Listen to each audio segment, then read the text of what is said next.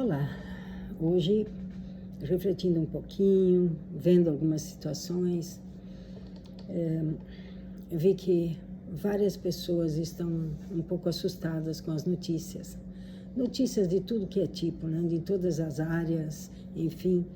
E a palavra de Deus ensina que não é para nós nos assustarmos com as más notícias.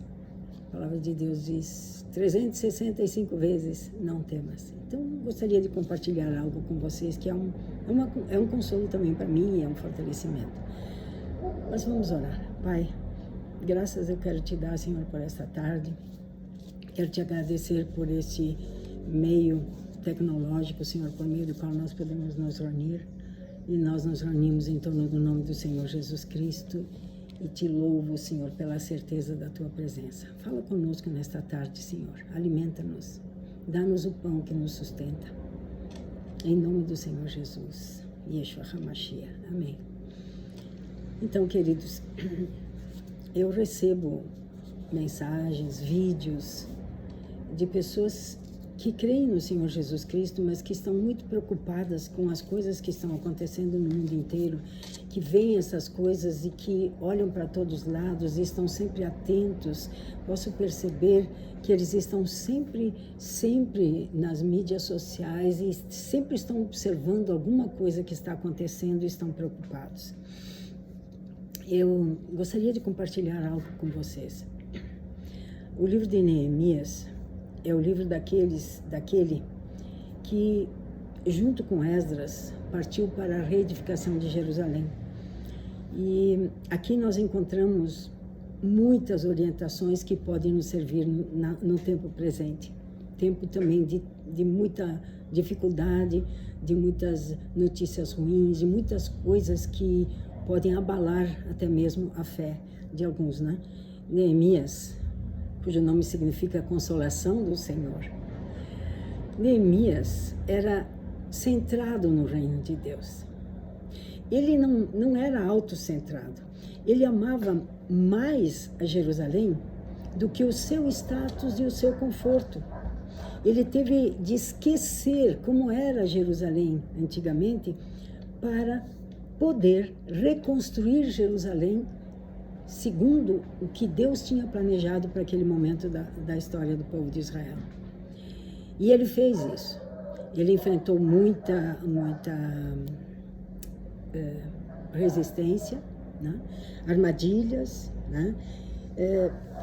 Mas ele foi ver a real situação por si mesmo e depois de ter visto essa situação real, juntamente com Esdras, eles começaram a alinhar a sua vida, as suas ações com os propósitos de Deus, que eles conheciam, que era o tempo já, né?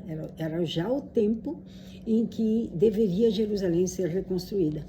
E algo muito interessante que eu tenho para mim e que pratico, e gostaria de compartilhar com vocês nesses breves momentos, é algo que aconteceu em Jerusalém e que está em Esdras no capítulo 13 e em Neemias no capítulo 8. Em Esdras no capítulo 3 diz o seguinte: chegando pois o 7º mês, estando os filhos de Israel já nas cidades, se ajuntou o povo como um só homem em Jerusalém.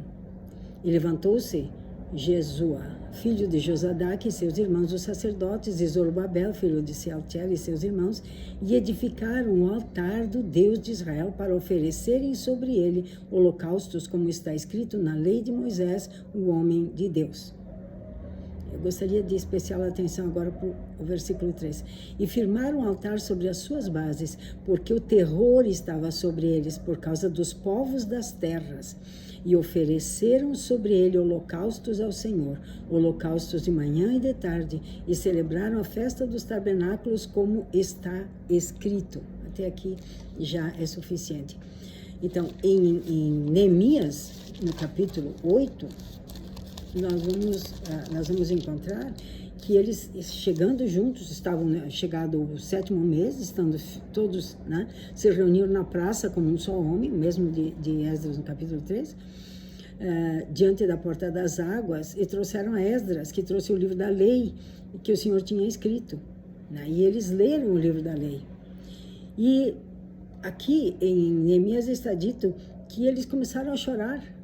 Eles começaram a chorar. E aí, então, Neemias, Tirzata e o sacerdote Esdras, os escribas e os levitas ensinavam o povo. E disseram a todo o povo: este dia é consagrado ao Senhor vosso Deus, pelo que não vos lamenteis nem choreis, porque todo o povo chorava ouvindo as palavras da lei. O que é que eu tenho para mim aqui? Em tempos de terror, o altar precisa estar edificado e as ofertas precisam estar sobre o altar. Eles celebraram a presença. A festa de tabernáculos fala da presença, fala de Emanuel, Deus conosco, aquele que tabernaculou entre nós, aquele que veio e andou pelas estradas poeirentas de Israel. Amados, isso sempre me emociona, pensar que o Deus que se fez carne, porque o Verbo estava com Deus, o Verbo era Deus e o Verbo se fez carne.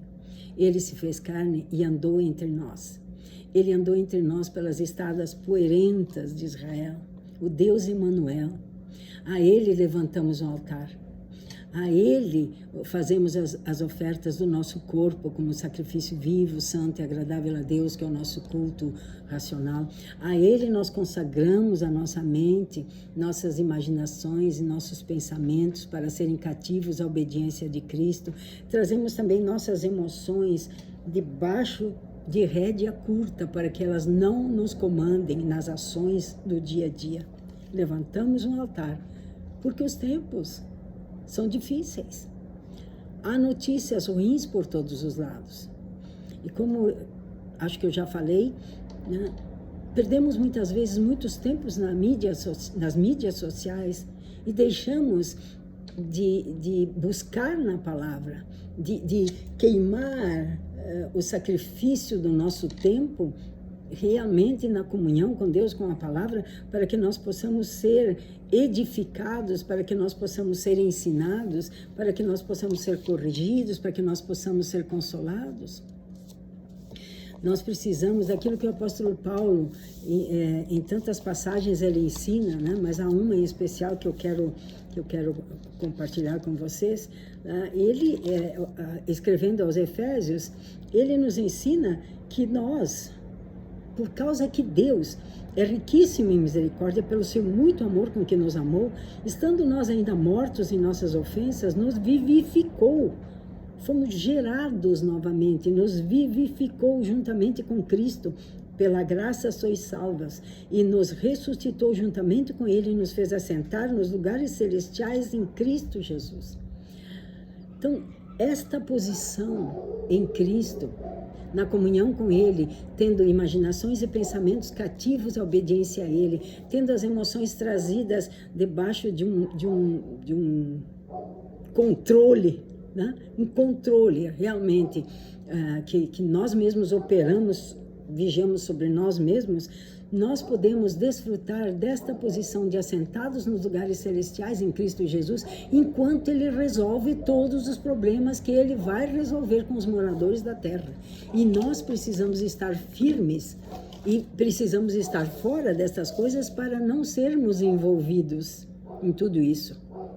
As situações estão acontecendo. Vai chegar um momento que não vai adiantar clamar por misericórdia pelos perdidos, porque o Senhor, no juízo, Ele lembra da sua misericórdia. Mas o que você acha que vai fazer um Deus justo e santo,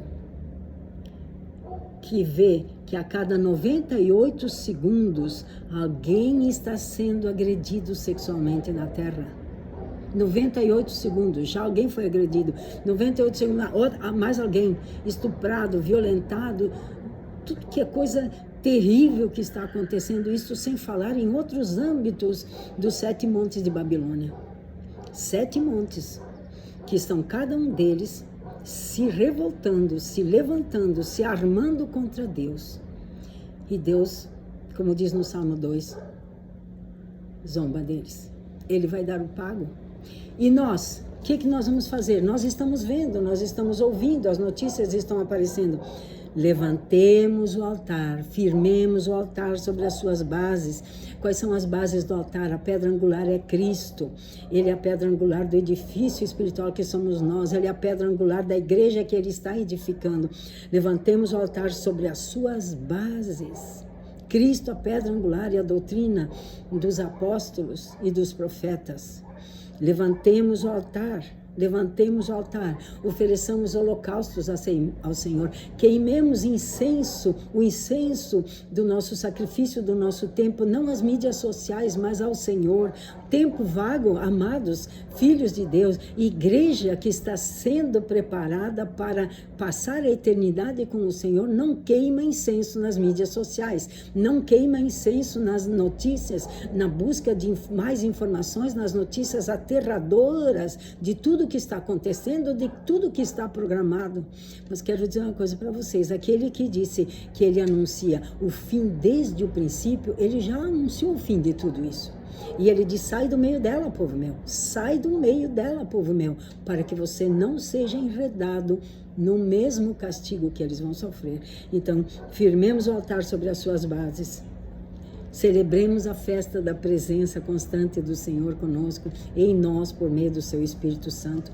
Ativemos a nossa identidade celestial, vivamos essa identidade celestial. Ela está toda ela retratada em todas as cartas dos apóstolos no Novo Testamento.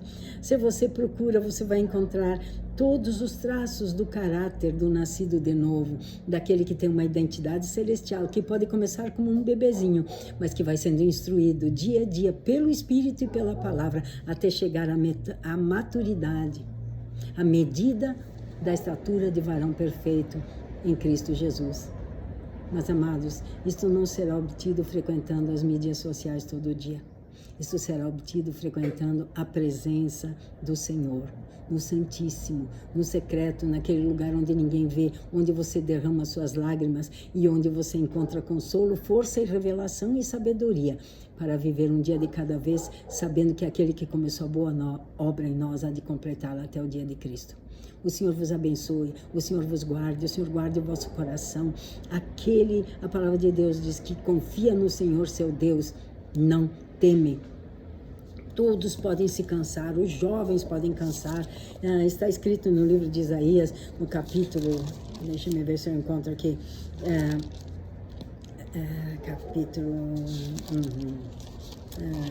acho que não vou encontrar, mas enfim, né? Aquele que confia no Senhor, ele não será confundido, ele não será confundido, ele não será confundido. Isaías 40, versículo 29, ele dá força ao cansado. Aonde? No lugar secreto, queimando incenso no altar. Multiplica as forças ao que não tem vigor. O que não tem vigor, o vigor do Senhor vem. Por quê? Porque a alegria dele é a nossa força. Os jovens se cansarão e se fadigarão. Todos aqueles que não andam com o Senhor se cansarão e se fadigarão. E os mancebos certamente cairão. Mas os que esperam no Senhor renovarão as suas forças. Subirão com asas como águias, correrão e não se cansarão, caminharão e não se fartarão. Os que esperam no Senhor não é um esperar passivo, é um esperar na comunhão, é um esperar na presença, é um esperar queimando incenso no altar, é um esperar frequentando a palavra, é um esperar orando, buscando a sua presença, é um esperar louvando com intensidade, né? Falei sábado passado lá na congregação que o Senhor espera sal na nossa oferta. O sal fala de sabor. Ele falava de sabor quando ele falou o sal não pode se tornar insípido. Insípido é sem sabor. Então que o nosso louvor tenha sabor, que ele seja intenso, entusiasta, apaixonado por conhecermos o Deus que disse não temas, eu sou contigo. Estes subirão com asas como águias, correrão, não se cansarão, caminharão e não se fadigarão, e não temerão as más notícias. Não temerão as más notícias, porque o Senhor é aquele que abre rios em lugares altos e fontes no meio dos vales, é aquele que torna o nosso deserto em mananciais de águas e a terra seca em fontes. Aquele que faz com que tudo isso aconteça, para que todos vejam e considerem e saibam e juntamente entendam que a mão do Senhor, cujo altar está na nossa vida, é aquele que fez tudo isso. O Senhor vos abençoe, vos guarde, vos proteja em tudo, para que em tudo possamos desfrutar da paz que o mundo não pode entender, não entende, não recebe e não vai ter. Somente aqueles que saíram fora dela, povo meu. Saiam fora dela, povo meu. Shalom. Deus os abençoe. Shalom.